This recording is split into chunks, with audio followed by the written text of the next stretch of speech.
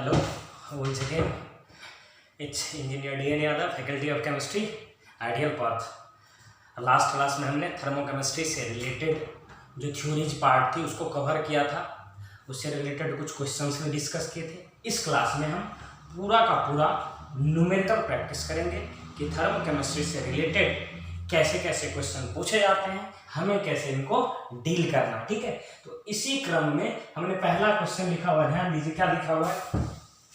Question में दिया हुआ है if the ratio of bond energy of A2, B2 and AB is 1:1/2:1 and the heat of formation of AB is 100 kJ per mole।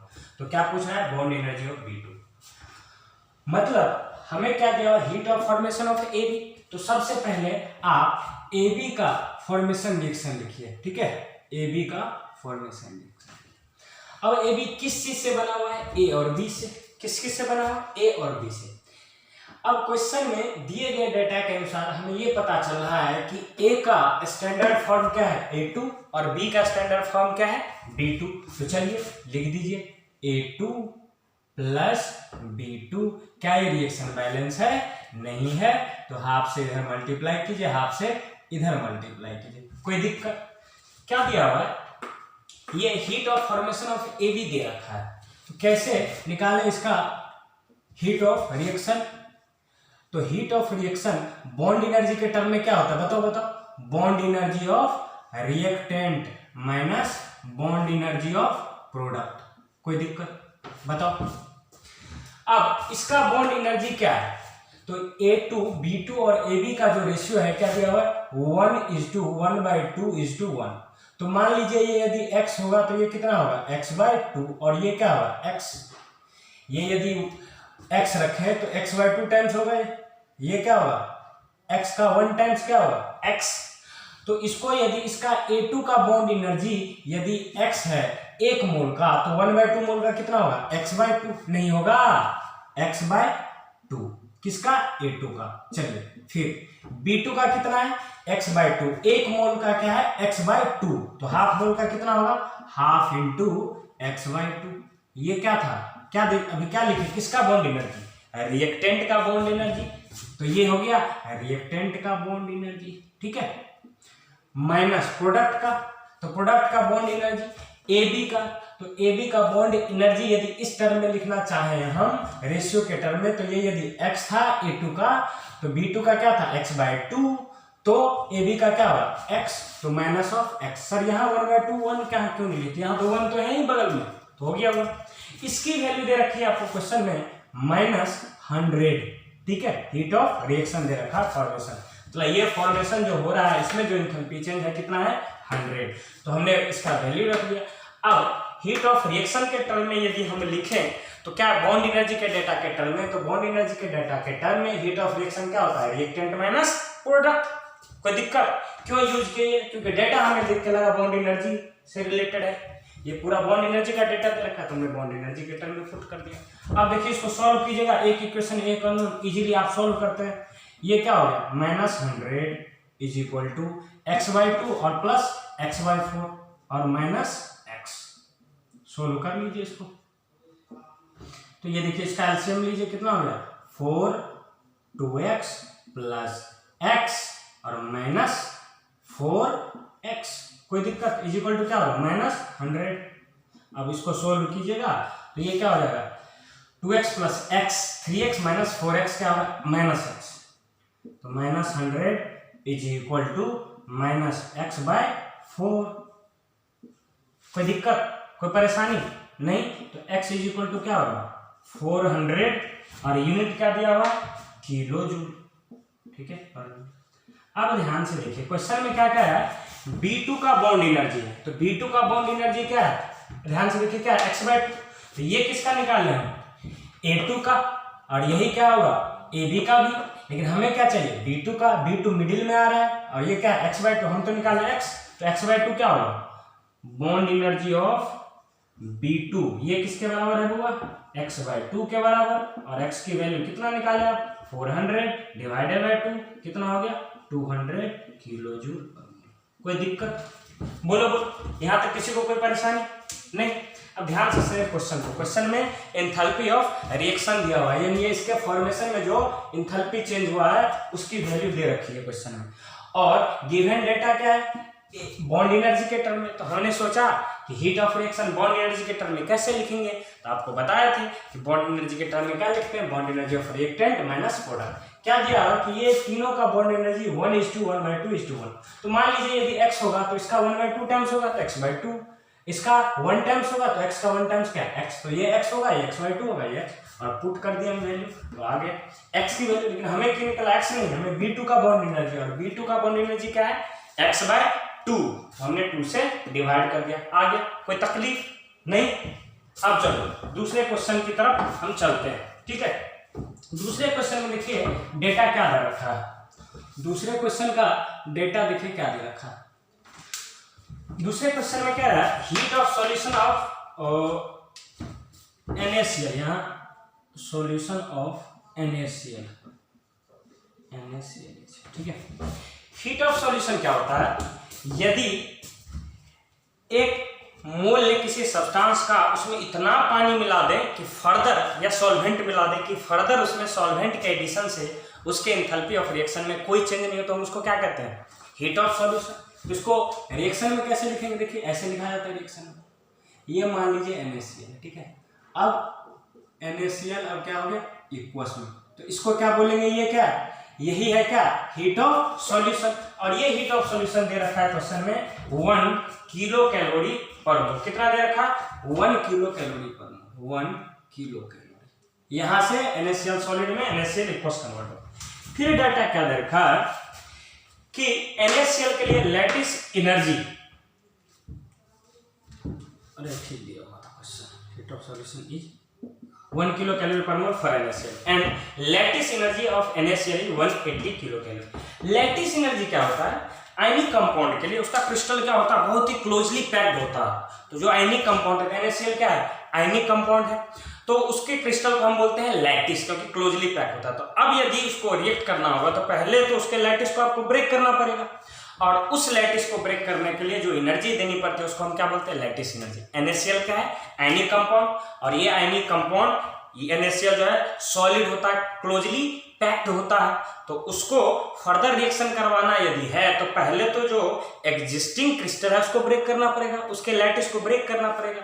तो उसके lattice को break करने के लिए हम देते हैं कौन सा, लैटिस एनर्जी। तो ये देखिए लैटिस एनर्जी देंगे तो ये किस में कन्वर्ट होगा, Na+ और Cl- में कन्वर्ट हो जाएगा। ये कौन सा एनर्जी, लैटिस एनर्जी। अब उसमें क्या कर रहे हैं कि and lattice energy of Na 180 kilo calorie, कह रहा है hydration energy of Na+ and Cl- is in the ratio of 6:5। अब क्या किए हैं, इसको दिए हैं हम हाइड्रेशन एनर्जी, तो अब क्या हो जाएगा, ये हीट ऑफ सॉल्यूशन की तरफ पहुंच जाएगा। अब इसमें यदि हाइड्रेशन एनर्जी देते हैं, मतलब वाटर से रिएक्ट करवाते हैं, तो अब क्या हो जाएगा, इक्वस हो जाएगा। अभी क्या है, आयनिक फॉर्म में है, अब आयनिक फॉर्म से क्या चला जाएगा, इक्वस में जाएगा जब आप हाइड्रेशन एनर्जी दोगे। तो ये क्या है, हाइड्रेशन एनर्जी, ΔH हाइड्रेशन। कुछ यदि आपको याद हो रहा हो, हेस लॉ क्या कहता था कि यदि रिएक्शन एक स्टेप में हो या एक से ज्यादा स्टेप में हो, एंथैल्पी ऑफ रिएक्शन सेम होगा, चाहे इस पाथ से जाए या इस पाथ से इस यहां तक जाए, तो ΔH क्या होगा, सेम होगा। तो हम इस 1 किलो कैलोरी को, ये 1 किलो कैलोरी को ये लिख सकते हैं 180 प्लस ΔH हाइड्रेशन लिख सकते हैं। बोलो बोलो, अरे बोलो, कोई दिक्कत नहीं। तो यहां से ΔH हाइड्रेशन निकल जाएगा, देखिए तो क्या होगा, अरे सर ये तो तुरंत बना लेंगे, चलो बताओ, अच्छी बात, -179 किलो कैलोरी। लेकिन हमें हाइड्रेशन एनर्जी नहीं पूछ रहा था, हमें क्या पूछ रहा था, Na+ का अलग अलग था। तो एक चीज बताओ, ये 6:5 है, इसका हाइड्रेशन एनर्जी जो है, इसका 6 है तो इसका 5 है, इसका 6x है तो इसका 5x है, मतलब ये 6x और 5x मिला के कितना हो रहा है, इतना हाइड्रेशन एनर्जी। इसमें जो एनर्जी रिलीज हो रही है और इसमें जो एनर्जी रिलीज हो रही है वो पूरा मिला के कितना है, 179। क्वेश्चन में कह रहा है कि ये जितना हो रहा है ये 6:5 में बटा हुआ है, तो ये 6 तो ये 5, ये 6x तो 5x, ये 6y तो ये 5y। इसका मतलब क्या हुआ कि ये 6x और 5x मिला के ही तो क्या है -179। तो यहां से x की वैल्यू आ जाएगी कितना -179/11। कोई दिक्कत? ये 6 क्या है Na+ का और ये किसका है Cl- का। हमें क्या पूछ रहा है Na+ का। Na+ का इस यदि निकालना हो तो क्या करेंगे Na+ का यदि हमें हाइड्रेशन एनर्जी निकालना हो तो क्या करेंगे बताओ। ये x टाइम्स है ना, ये क्या है x टाइम। तो अब देखो इसका इस 6x इस 5x में, तो हमें तो x नहीं चाहिए, हमें क्या चाहिए ये 6x चाहिए। तो 6x = क्या होगा 6 × -179/11। कोई दिक्कत कोई परेशानी नहीं, यही क्या आ जाएगा किलो कैलोरी। कोई दिक्कत? फिर से सुन लो, आयनिक कंपाउंड लैटिस बनाता है, कॉम्पैक्ट लैटिस बहुत ही हार्ड सॉलिड, तो उसको यदि रिएक्ट करवाना हो तो सब जब तक उसको तोड़िएगा नहीं तो फर्दर कैसे रिएक्ट करेगा। जैसे मान लीजिए कि ये लैटिस है, इसको दूसरे से रिएक्ट करना, अभी इससे जुड़ा हुआ है तो दूसरे से कैसे ये अटैच होगा, दूसरे मार्कर से कैसे अटैच होगा। जब तक इसको नहीं हटाइएगा तब तक ये दूसरे मार्कर में अटैच होगा नहीं होगा। तो पहले क्या करना पड़ेगा, इसको तोड़ना पड़ेगा। तो तोड़ने के लिए हम क्या दिए एनर्जी दी। तो पहले क्या किया इस आयनिक कंपाउंड को हम एनर्जी दिए, इसी को कहते हैं हम लैटिस एनर्जी। अब कन्वर्ट हो गया आयन में, अब इसको दीजिए हाइड्रेशन में, कन्वर्ट हो जाएगा एक्वस फॉर्म में। कोई दिक्कत? तो ये क्या हेस लॉ कहता है, ये क्या लगा है हेस लॉ। हेस लॉ ही तो कहता है यदि रिएक्शन एक स्टेप या एक से ज्यादा स्टेप में हो, दोनों कंडीशन में उसका डेल्टा एच क्या होगा इक्वल होगा। यानी इस स्टेप में डेल्टा एच और इन दोनों मिला के डेल्टा एच सेम होगा, तो इन दोनों को हमने सेम किया, निकाल लिया, क्या होगा हाइड्रेशन एनर्जी। लेकिन हमें एक का नहीं पूछ रहा है, पूरा का नहीं पूछ रहा, हमें सिंगल आयन का पूछ रहा है, तो सिंगल आयन का हमने यहां से निकाल लिया। कोई दिक्कत कोई तकलीफ नहीं। चलो इसको कॉपी करो, फिर अगले क्वेश्चन पे हम मूव करते हैं।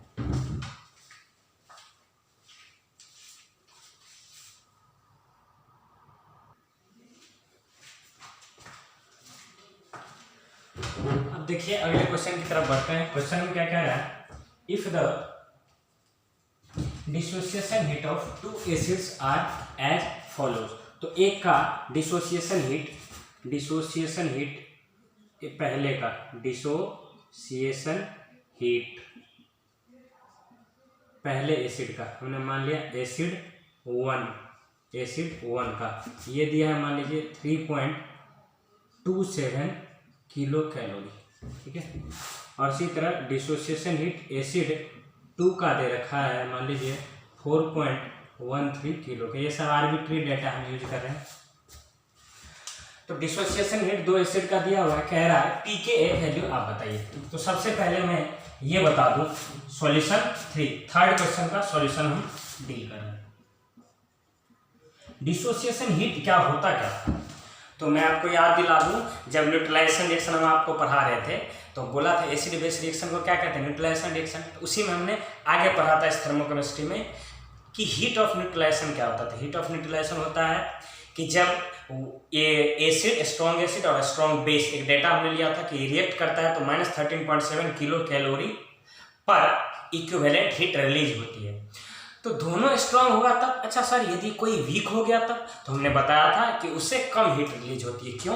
क्योंकि कुछ हीट, उस न्यूट्रलाइजेशन हीट का कुछ पार्ट आपको उस वीक एसिड या वीक बेस को डिसोसिएट करने में लग जाता है। तो 2 डेटा दे रखा है, तो इसका मतलब पहले एसिड में 3.27 किलो कैलोरी हीट देना पड़ रहा है उसको डिसोसिएट करने के लिए, मतलब आपका हीट ऑफ न्यूट्रलाइजेशन 3.27 से घटेगा।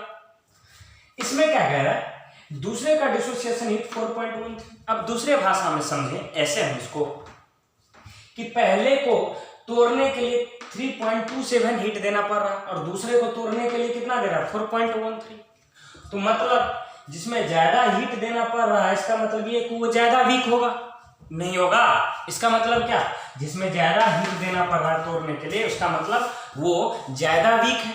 तो यदि हम बात करें वीक की बात, दोनों तो वीक ही है तभी तो डिसोसिएशन हीट लग रहा है। कौन ज्यादा वीक, तो इसके लिए कहेंगे जिसमें ज्यादा हीट तो उसको क्या K1 और एक को नाम देते हैं हम Ka2, मतलब acid dissociation constant of first and second. तो इसका मतलब ये हुआ कि सर जिसमें ज्यादा हमको हिट देना पड़ा वो ज्यादा वीक होगा, जो ज्यादा वीक होगा उसका के भी क्या होगा, कम होगा। तो ज्यादा वीक कौन है, A2। क्यों, क्योंकि इसमें ज्यादा हिट देना पड़ रहा है उसको तोड़ने के लिए, नहीं।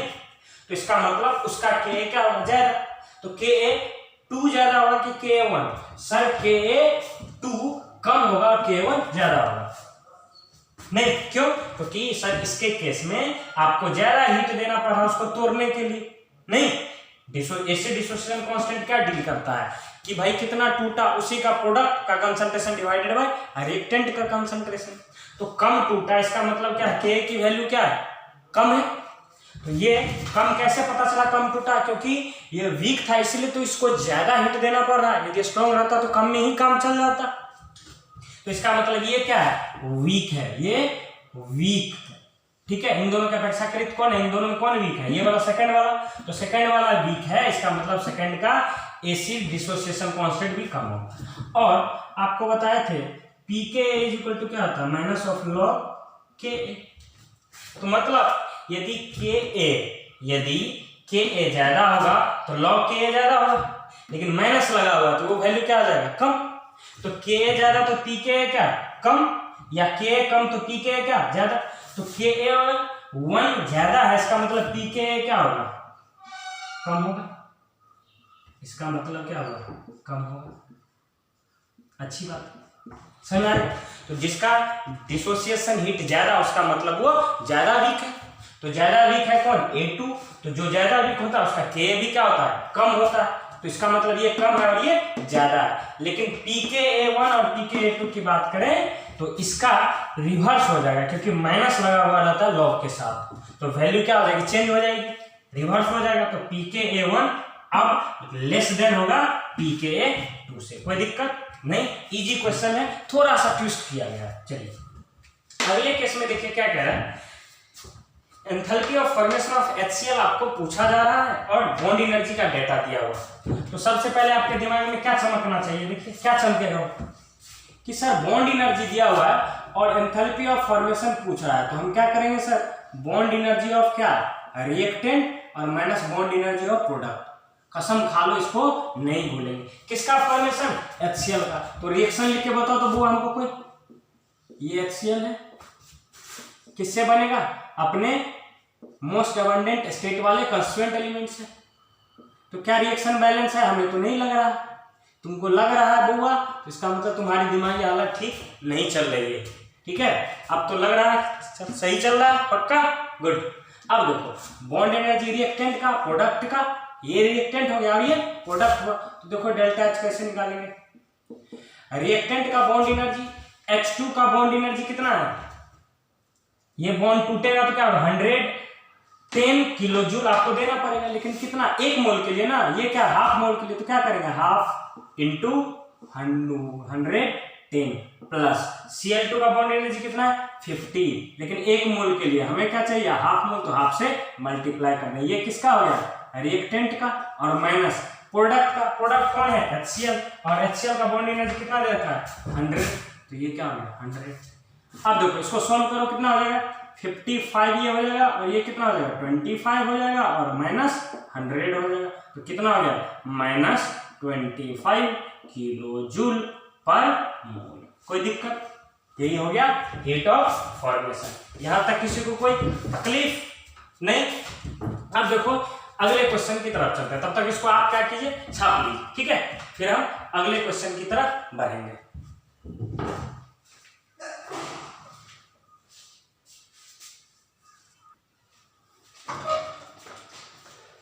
चलो इस क्वेश्चन के एनालिसिस करते हैं। The standard heat of formation listed for gases NH3 is 100। तो यहाँ कह दिया फॉर्मेशन, तो फॉर्मेशन का रिएक्शन आप लिख दीजिए। सबसे पहले कुछ नहीं करना है, पहले हमको क्या लिखना है, रिएक्शन किसका, फॉर्मेशन का। अच्छा, फॉर्मेशन के रिएक्शन लिखने में हम कितना मोल प्रोडक्ट बनाते हैं, 1 मोल। किससे बनाते हैं, उसके कंस्टिट्यूएंट एलिमेंट से। उसका कंस्टिट्यूएंट एलिमेंट किस स्टेट में होना चाहिए, तो मोस्ट एबंडेंट स्टेट में होना चाहिए। तो NH3 किससे बना हुआ, नाइट्रोजन और हाइड्रोजन से। तो नाइट्रोजन का मोस्ट अबंडेंट स्टेट क्या, नाइट्रोजन N2 गैस, और हाइड्रोजन का अबंडेंट स्टेट क्या, H2 गैस। अब देखिए रिएक्शन तो बैलेंस है नहीं, तो कर दीजिए बैलेंस, ये तो अपने हाथ की बात है। ये देखो रिएक्शन बैलेंस हो गया, कोई तकलीफ नहीं। अब देखो क्वेश्चन में क्या कह रहा है, सबका फॉर्मेशन इंडिविजुअल कंपोनेंट का दे रखा है। Standard heat of formation listed for gases NH3 minus 100 kilo calorie at 298। इसका मतलब क्या हुआ, डेल्टा H एट 298 केल्विन आपको दे रखा है माइनस 11 किलो कैलोरी, ठीक है। अब क्या है, कांस्टेंट प्रेशर हीट कैपेसिटी, तो कांस्टेंट प्रेशर पे हीट कैपेसिटी क्या होता है, Cp, क्योंकि पर मोल की बात कर रहा है, ये सब क्या है, पर मोल। तो 1 मोल सब्सटेंस का टेम्परेचर 1 डिग्री सी से बढ़ाने के लिए कांस्टेंट प्रेशर पे जो हीट दिया जाता है उसी को क्या कहते हैं, बोलो बोलो बोलो, molar heat capacity at constant pressure, जिसको हम Cp से डिनोट करते हैं। तो देखो सबका Cp दे रखा है, ये Cp दे रखा है, Cp of N2, Cp of N2 ये दे रखा है आपको 7, Cp ऑफ H2 दे रखा है कितना 6, और Cp ऑफ NH3 दे रखा है कितना आपको, बोलो बोलो कितना, 8 दे रखा है। तो अब देखिए सबसे बड़ी बात, निकालना क्या है क्वेश्चन में, तो निकालना है आपको, एक तो निकालना है डेल्टा H एट 298, ये क्या होगा, और डेल्टा H 773। समझ में आ रही बात, कोई दिक्कत नहीं। अब देखिए हमारे दिमाग में ये चीज देखिए क्या उत्पन्न हो रहा है, क्या सोच सकते हैं। हमने एक फॉर्मूला पढ़ा था कि टेम्परेचर का इफेक्ट हीट ऑफ रिएक्शन पे, क्या delta Cp is equal to delta H T2 minus delta H T1 divided by T2 minus T1। तो दो टेम्परेचर दे रखा है, अरे नहीं दे रखा है, बोलो नहीं दे रखा, दिया हुआ ऐसा। तो देखो डेल्टा H 298 निकल जाएगा, डेल्टा H 773 पुट करने के बाद निकल जाए, कोई दिक्कत। चलो एक आप लोग ट्राई करो, फॉर्मूला पता चलिए कि कौन सा लगाना है, ये वाला देखो ध्यान से देखना, delta Cp is equal to delta H T2 minus delta H T1 divided by T2 minus T1। Delta Cp के लिए प्रोडक्ट माइनस रिएक्टेंट कर देना, आ जाएगा, ठीक है। चलो ट्राई करो तो इसको,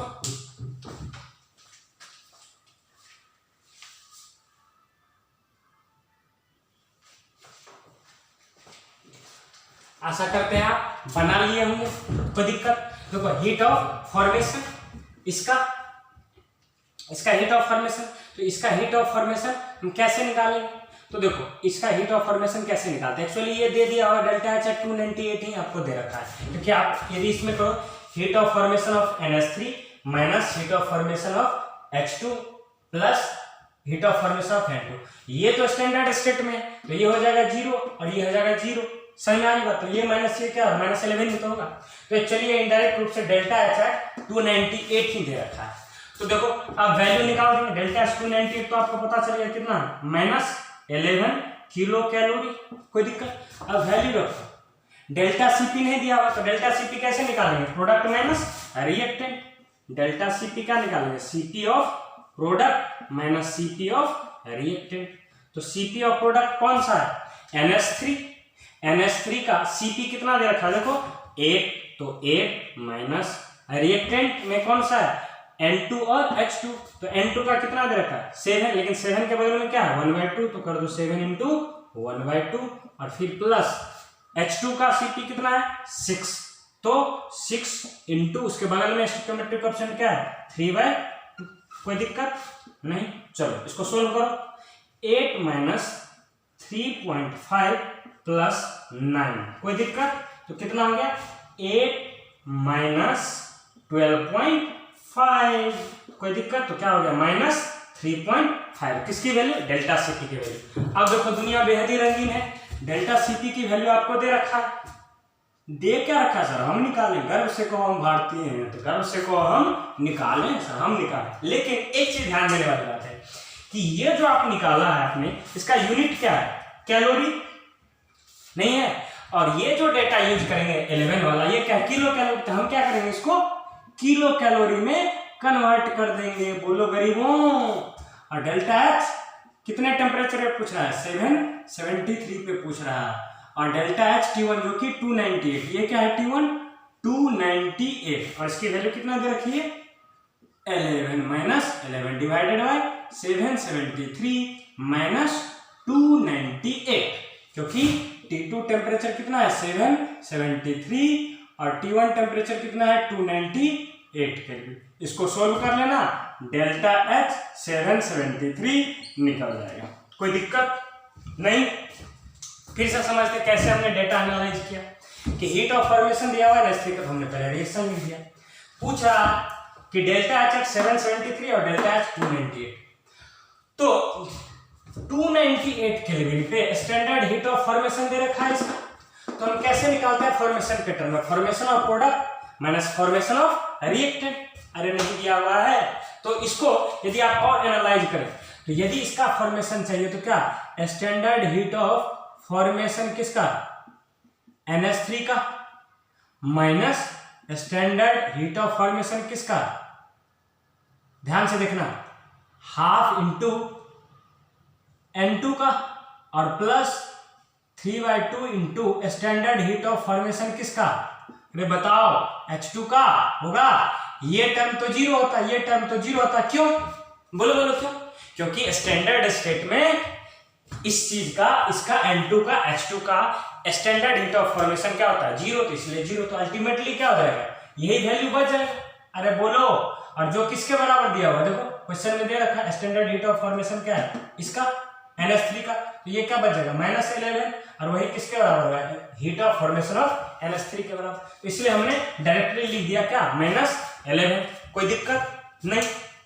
अब देखो डेटा में क्या रखा है, एक टेम्परेचर पे तुम्हारे पास पता है, दूसरे टेम्परेचर पे निकाल दिया, तो यानी ये क्वेश्चन पढ़ने से हमें ये याद आया कि कहीं कोई ऐसा फॉर्मूला जो कि टेम्परेचर को डेल्टा H से कनेक्ट करे, टेम्परेचर के वेरिएशन को डेल्टा H से कनेक्ट करे, तो हमने पढ़ा था किरचॉफ इक्वेशन। ये कौन सा है किरचॉफ इक्वेशन, जो कि टेम्परेचर के साथ डेल्टा H के वेरिएशन को कनेक्ट करता है थ्रू डेल्टा Cp। तो Cp के लिए हमें डिफरेंट वैल्यू दे रहा है, कैसे निकालेंगे delta Cp, product minus reactant कर दिए, चपका दिए, यहाँ उठा के किरचॉफ इक्वेशन में डाले, आ गया वैल्यू। आशा करते हैं ये चीजें समझ में आई होगी। अब अगला क्वेश्चन देखते हैं।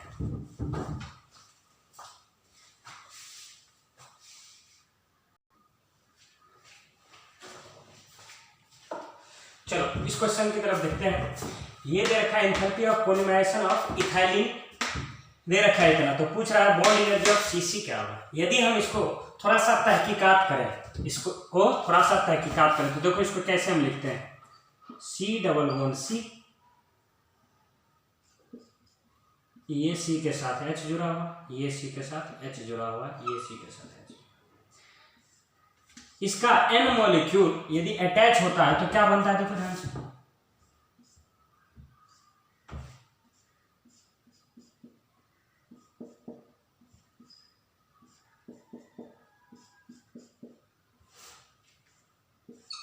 कॉमन चीज है।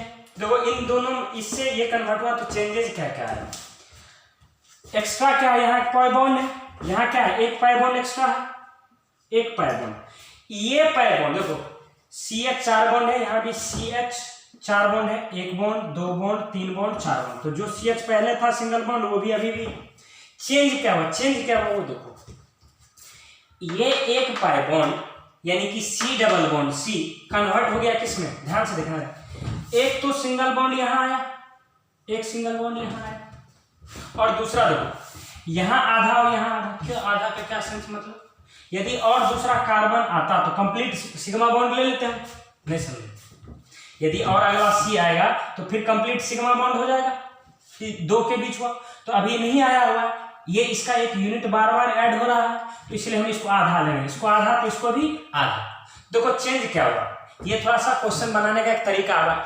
अब ये देख के अब ऐसा नहीं कि लगाना शुरू कर दिया formula product minus reactant, reactant minus, थोड़ा सा कॉमन सेंस भी कि हो क्या रहा है रिएक्शन में। तो यहाँ देखो एक पाई बॉन्ड कन्वर्ट हो गया किसमें, एक कंप्लीट सिग्मा बॉन्ड में, और इसको हम आधा कंसीडर करें, इस वाले को आधा कंसीडर करें, और इस वाले को हम आधा कंसीडर करें, तो कितना हो गया, आधा आधा एक और एक दो, यानी एक पाई बॉन्ड दो सिग्मा बॉन्ड में कन्वर्ट हुआ, नहीं हुआ, मतलब ये दो सिग्मा बॉन्ड कौन किसके किसके बीच है, बोलो कार्बन कार्बन के बीच, आगे में भी क्या है दूसरा कार्बन है, अभी नहीं आया, इसलिए हम आधा किए, क्योंकि दो मिलके ना सिग्मा बॉन्ड बनाएगा, तो अभी एक ही है, तो दो का कंट्रीब्यूशन यदि एक सिग्मा बॉन्ड होगा तो एक का कंट्रीब्यूशन कितना होगा, आधा होगा, इसी तरह हमने आधा लिया। तो हुआ क्या एक्चुअली, चेंज क्या आ रहा है क्वेश्चन में, एक पाई बॉन्ड कन्वर्ट हो रहा है दो सिग्मा बॉन्ड में। इस पाई बॉन्ड को हम क्या कहते हैं, बॉन्ड एनर्जी किसका, बोलो बोलो, सी डबल बॉन्ड सी, ये और ये क्या, bond energy of C single bond C. तो डेल्टा एच बॉन्ड एनर्जी के टर्म में क्या लिखते हैं, bond energy of reactant minus bond energy of product. तो बॉन्ड एनर्जी का C double bond C minus twice of bond energy किसका, C double bond सी का। और ये क्वेश्चन में दे रखा है कितना, देखो माइनस 100 किलो जूल, क्या दिया 100 किलो जूल, यूनिट लिख देंगे हम बाद में। सी डबल बॉन्ड सी का बॉन्ड एनर्जी कितना दिया रखा है 600 और minus 2x is equal to क्या, माइनस 100। अरे बोलो, अब इसको सोल्व करो तो 2x इधर चला जाएगा, इसको ले जाओ 700 होगा, तो x इज इक्वल टू क्या होगा 350 किलो जूल पर मोल। बोलो कोई दिक्कत, फिर से समझा। देखो सर एंथैल्पी ऑफ पॉलीमराइजेशन क्या होता है, पॉलीमराइजेशन क्या होता है इसको समझो। बहुत सारे मोनोमर मिलके एक पॉलीमर बनाता है, ठीक है, ये मोनोमर है, ये सिंगल यूनिट है। अब इसी का बहुत सारा छेड़ेगा लंबा, फिर CH2 फिर CH2 फिर CH2 फिर CH2, तो लंबा सा बन गया। पॉली मतलब क्या, बहुत सा, तो इसी को कहते हैं एंथैल्पी ऑफ पॉलीमराइजेशन। अब देखो ये इथाइलिन है, डबल बॉन्ड है, और ये क्या एथेन का यूनिट है, इधर भी नहीं है। अब देखो हुआ क्या, यहाँ एक डबल बॉन्ड था, ये डबल बॉन्ड एक्स्ट्रा क्या दिया, एक सिग्मा बॉन्ड यहाँ इधर और हाफ हाफ इसको कंसीडर किया, तो कितना एक, तो एक और एक कितना हो गया, तो मतलब चेंजेस क्या हुआ, एक पाई बॉन्ड दो सिग्मा बॉन्ड में कन्वर्ट हो रहा, और पाई बॉन्ड मतलब क्या, सी सी डबल बॉन्ड, तो C C double bond minus twice of bond energy किसका, सी सिंगल बॉन्ड। क्यों, क्योंकि डेल्टा एच बॉन्ड एनर्जी के टर्म में लिखते हैं, bond energy of reactant minus bond energy of product. कोई दिक्कत, कोई तकलीफ नहीं, ये अच्छा क्वेश्चन पूछा हुआ, कहीं क्वेश्चन है किसी न किसी एग्जाम में पूछा ही गया है, और अच्छा क्वेश्चन है, आप इसको थोड़ा सा दिमाग लगाएं तो ये चीजें इजी हो जाएगी। अरे सर दिमाग तो अपने से नहीं होगा सर, कोई और काम बोलिए, सोचिए, आपसे भी होगा, है ना, प्रैक्टिस से आएगा, ठीक है, थोड़ा सा सोचें। अरे सर ये दिमाग वाला बात मत बोलो सर, कोई और चीज बोलो। भाई दिमाग लगाना ही नहीं है इसमें दिमाग लगाना क्या, बस देखना है, दिमाग थोड़ी कह रहे हैं आपको लगाने के लिए, ठीक है। चलो अगले क्वेश्चन को सॉल्व करते हैं।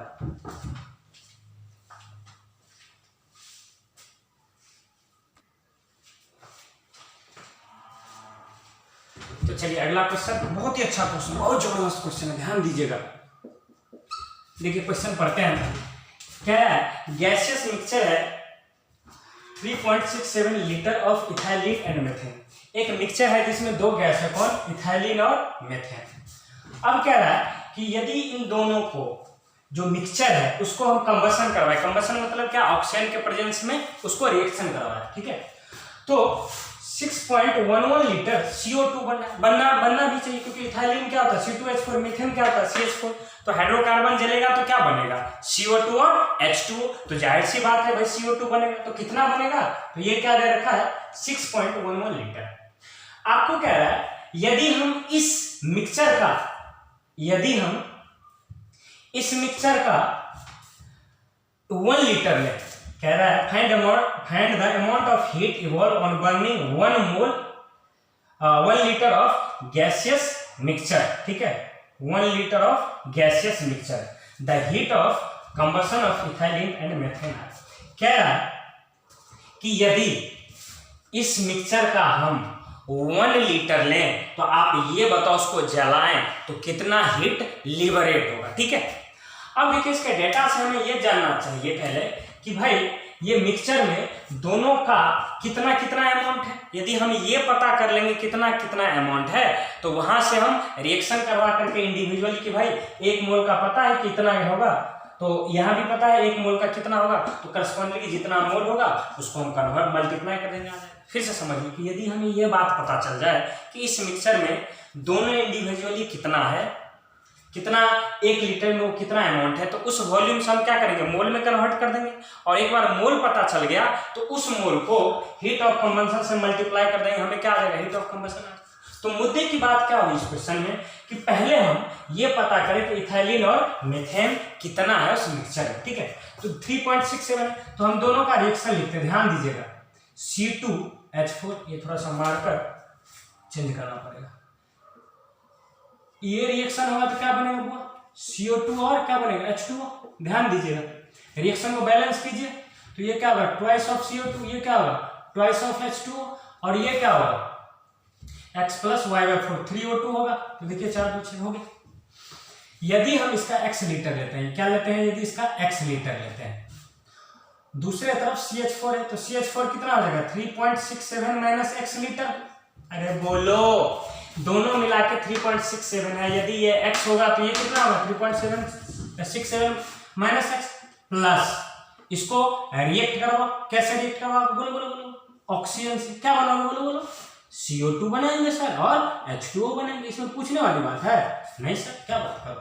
देखो, O2 का कंपोनेंट क्या होगा? ये क्या होगा? 2O2 होगा, हो गया। और 2 और 2 4, ये क्या होगा? ट्वाइस ऑफ H2O, तो 2H2O हो गया, बैलेंस हो गया। अब देखो, यहाँ यदि हम स्टोइकोमेट्रिक एनालिसिस करें तो ये 1 मोल से कितना मोल? 2 मोल बनेगा। ये 1 लीटर से कितना लीटर बनेगा? 2 लीटर। तो ये यदि x लीटर है तो ये कितना बनेगा? बताओ बताओ। 2x litre. और ये यदि 1 लीटर है तो CO2 कितना बनेगा? 1 लीटर। तो ये 3.67 - x लीटर है, तो ये भी कितना बनेगा? 3.67 - x। अब क्वेश्चन में क्या कह रहा है? ये दोनों CO2 मिला के हमें कितना प्राप्त हो रहा है? देखो देखो तो कितना प्राप्त हो रहा है। ये दे रखा है 6.11 लीटर, यानी ये दोनों का सम क्या है? 6.11। तो इसको ऐड करो, 2x + 3.67 - x = कितना है? 6.11। इसको यदि आप सॉल्व करते हैं तो क्या होगा? x + 3.67 = 6.11। तो x = क्या होगा? इसमें से क्या करो? 3.67 आप सब्सट्रैक्ट कर दो। 11 में से 7 गया, कितना आ गया? 4 हो गया। और ये क्या? 4 हो गया। और ये कितना? 2.44 11 हो गया। हाँ, ये 2.44 होगा, यानी x की वैल्यू कितनी आई? 2.44। साहब, ये 2.44 लीटर आया किसका? बोलो बोलो बोलो बोलो। किसका? C2H4 का आया। ये किसका वॉल्यूम? C2H4 का। किसमें? 3.67 यदि लें तो उसमें C2H4 कितना होगा? ये इसी तरह CH4 कितना होगा? बताओ, CH4 कितना होगा? बोलो। x यदि 2.44 है तो बाकी जो होगा 3.67 में से घटा देंगे, वो कितना हो जाएगा? CH4 का। तो CH4 का यदि हम निकालना, CH4 का वॉल्यूम कितना होगा? तो क्या करेंगे हम? 3.67 में से 2.44 घटा दें तो कितना हो गया? 7 में 4 गया 3, 6 में 4 गया 2, 1.23। यानी ये कितना हो गया? CH4 कितना हो गया? 1.23 लीटर। कोई दिक्कत? बोलो। ये तो हो गया, ये कंपोजिशन पता चला। जबकि वॉल्यूम हम 3.67 ले तब उसमें, लेकिन हमें मिक्सचर अब 3.67 पे काम नहीं करना, कितने पे? 1 लीटर। तो हम ये पता कर लें कि 1 लीटर में इसका कितना अमाउंट है। तो देखो, C2H4 इन 1 लीटर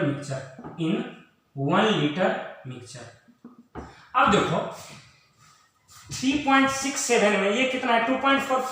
3.67 में ये 2.44 है। तो 1 में कितना होगा? बोलो बोलो। 3.67 में ये कितना है? 2.44। तो 1 में कितना होगा? अरे बोलो, 2.44 डिवाइडेड बाय 3.67 नहीं होगा? अरे बोलो, कोई दिक्कत? इसी तरह CH4 इन 1 लीटर मिक्सचर निकालेंगे, कितना?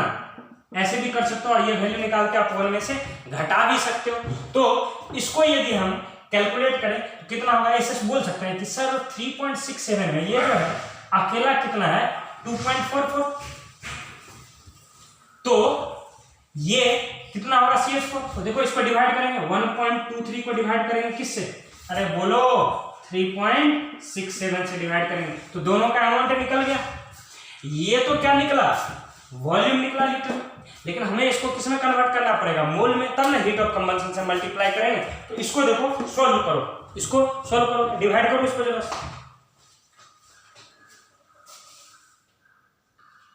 तो चलो इसको सोल्व करने पे ये वैल्यू आ रही।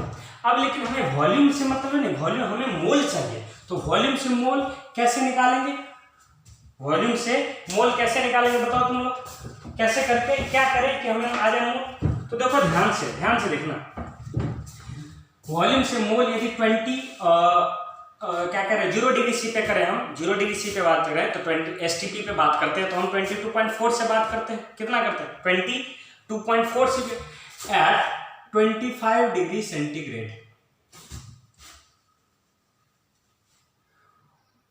Volume of 1 mole of gas 24.45 litre होता है। कितना होता है 24.4 लीटर। यानी आप कहें 24.45 लीटर किसी गैस का है तो हम क्या कहेंगे 1 मोल लिए, बात तो बराबर है। या आप कहेंगे 1 मोल तो हम कहेंगे वॉल्यूम के टर्म में 24.4। ये आया कहां से, तो आप यूज कर देना PV इक्वल टू क्या nRT, कोई दिक्कत नहीं।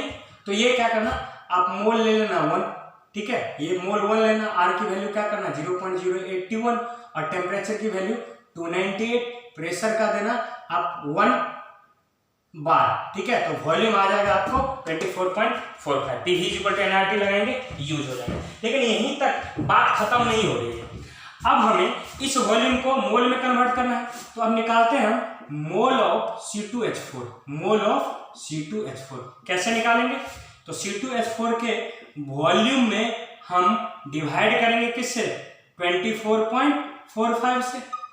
और हीट लिबरेटेड कैसे निकालेंगे, हीट लिबरेटेड, ध्यान से देखना, हीट लिबरेटेड कितना होगा 1 मोल जब C2H4 जलता है तो कितना आता है 1423, तो इससे कितना होगा देखो 0.665 डिवाइडेड बाय 24.45 और इनटू वैल्यू दे रखा है -1423। तो ये वैल्यू आप सोल्व करोगे तो आएगा -38.70 और इसका यूनिट क्या लोगे आप किलो जूल।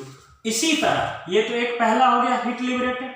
अब CH4 के लिए भी तो निकालोगे, तो मोल पहले निकालो CH4 का मोल निकालोगे तो क्या given value divided by 24.45 0.335 divided by 24.45।